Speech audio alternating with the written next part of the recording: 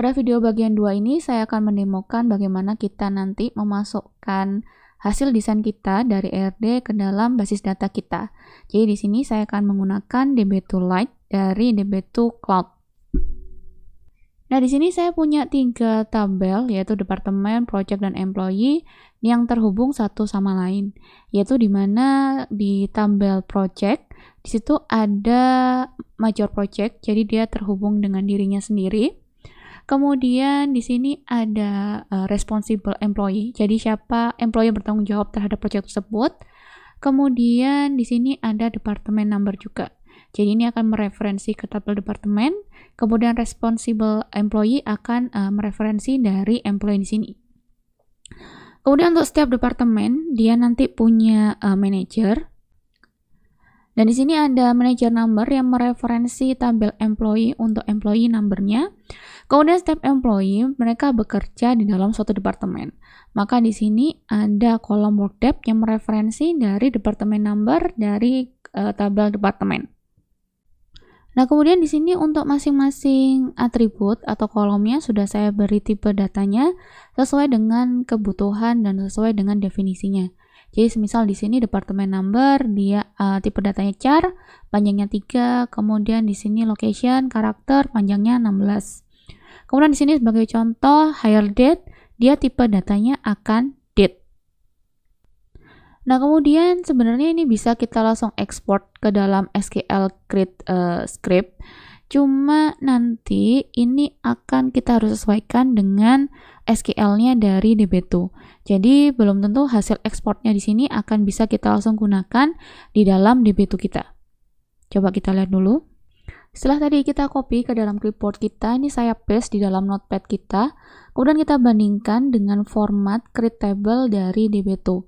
Si teman-teman lihat mungkin di sini masih sama ya untuk masalah penamaan kolomnya, tipe datanya, dan masalah not null-nya.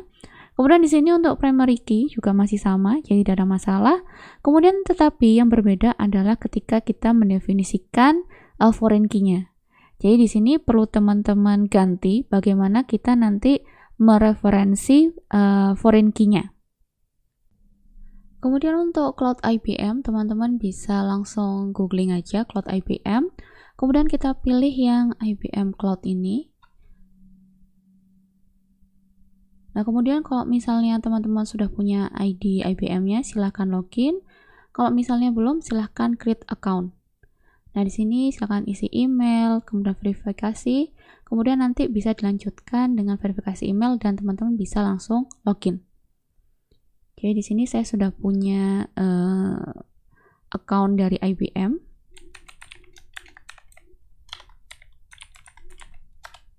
Kemudian saya masukkan passwordnya dulu.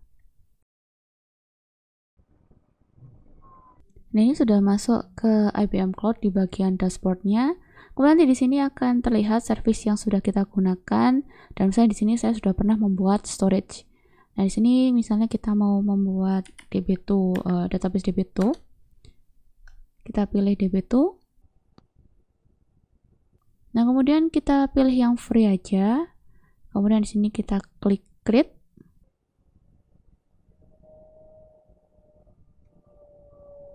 Nah, kemudian ini sudah jadi ya DB2 on cloud-nya.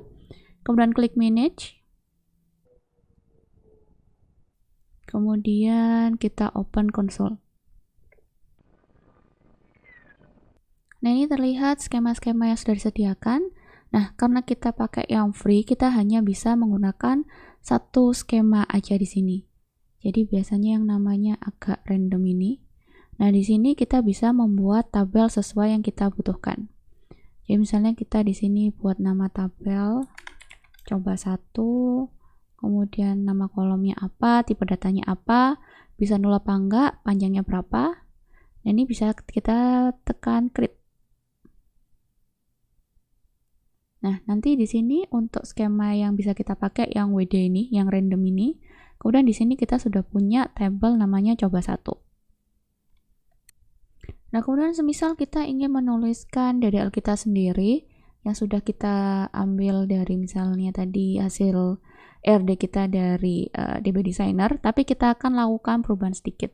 Jadi di sini teman-teman bisa klik Run SQL di sini. Nah, kemudian kita pilih yang blank aja. Nah, di sini teman-teman bisa menuliskan DDL, DML yang mau teman-teman lakukan. Jadi di sini semisal kita mau membuat tabel departemen, create tabel department. Kemudian di sini kita buka tutup kurung tutup. Kemudian di sini akhir dari statement. Nah, kemudian di sini kita definisikan kolomnya apa saja.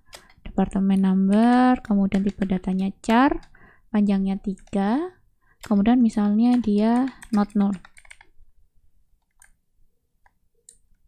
Not null-nya harusnya dalam sini ya.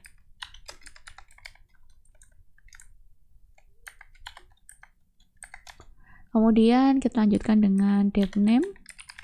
Kemudian di sini misalnya tipe datanya adalah varchar, kemudian panjangnya 36, kemudian dia juga tidak boleh null, not null.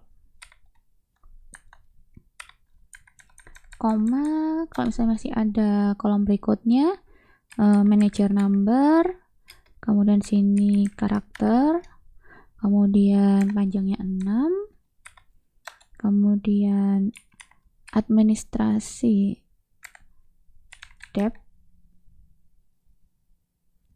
kemudian di sini panjang tipe datanya char juga, not null, kemudian terakhir location, dia karakter juga, panjangnya 16. Oke. Langkah berikutnya kita run dulu. Jadi sini ada beberapa opsi, run all, run selected, atau run from cursor. Jadi di sini misalnya mau saya run all karena kan memang cuma ada satu ya. Run all. Nah, di sini hasilnya adalah sukses. Kita cek dulu di tabel ini apakah sudah ada. Kita lihat di skema yang namanya kayak random ini. Nah, ternyata departemen sudah terbuat.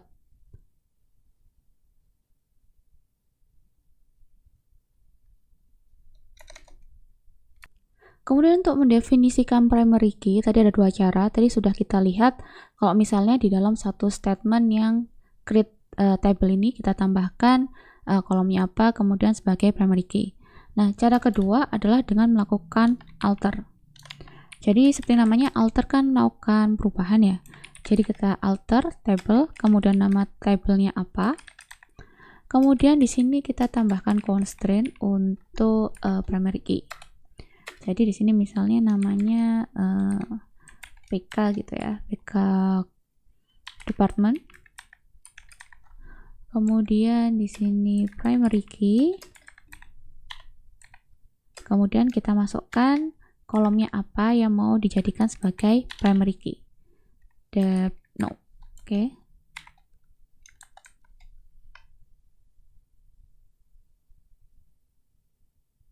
Nah, di sini sudah sukses. Kemudian ini untuk employee sudah saya persiapkan sebelumnya. Jadi sini create tabel employee, kemudian kolomnya sudah semua. Nah, kemudian di sini juga sudah saya tambahkan untuk edge constraint primary key. Run selected lagi. Nah, kemudian di sini contohnya kalau kita mau menambahkan foreign key. Jadi sini alter tabel employee, kemudian di sini kita tambahkan constraint juga, constraint, kemudian namanya apa, di sini misalnya namanya red, kemudian dia sebagai foreign key, kemudian dari tadi work depth, dari tabel departemen. Nah, nanti dia akan mereference ke department, kemudian di sini kolomnya adalah depno. Jadi dari tabel employee kita dengan kolom work depth, dia akan mereferensi ke kolom depno di tabel department.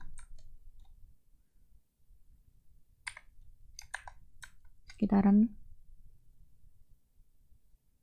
Nah, ini sudah ada tambahannya, sudah berhasil.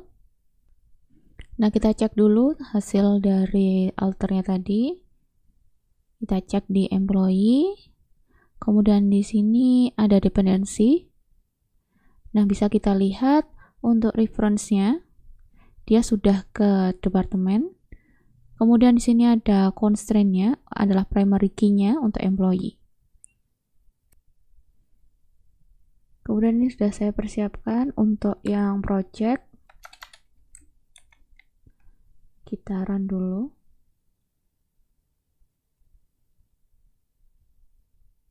Oke, sudah berhasil. Nah, kemudian berikutnya adalah cara memasukkan data ke dalam tabel. Jadi di sini misal saya memasukkan data ke departemen, insert into, kemudian nama tabelnya apa? Department. Nah, kemudian di sini kita bisa list nama kolomnya apa saja. Tab no, kemudian tab name, kemudian manager number, kemudian administrasi departemen, kemudian location. Nah, kemudian di sini values. Jadi nilainya berapa? Ini mengikuti dengan urutan kolom-kolom berikut ini: departemen, number, name, manager number, administrasi tab, dan location. Nah, di sini kita masukkan nilainya, misalnya di sini A00. Misalnya yang lain aja, misalnya Z. Kemudian di sini Z00 misalnya, kemudian namanya dummy. Kemudian di sini administrasi tab-nya misalnya kita kosongin, beri kita 0. Kemudian location-nya juga misalnya tidak ada, kita kasih 0.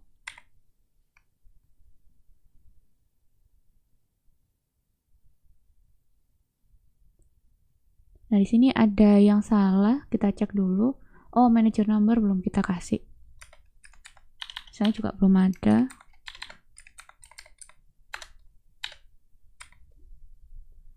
Oke. Nah, ini sudah berhasil. Kita cek ke tabel kita. Department, kemudian view data.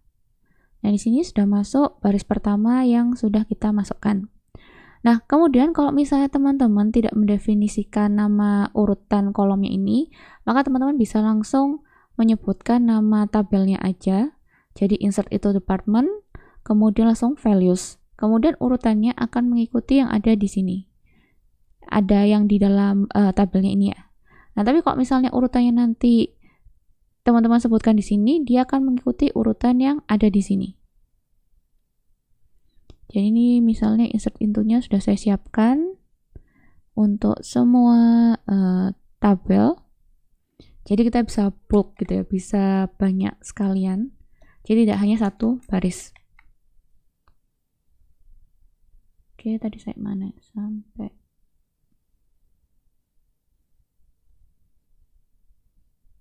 Ini sudah berhasil semua. Kita cek.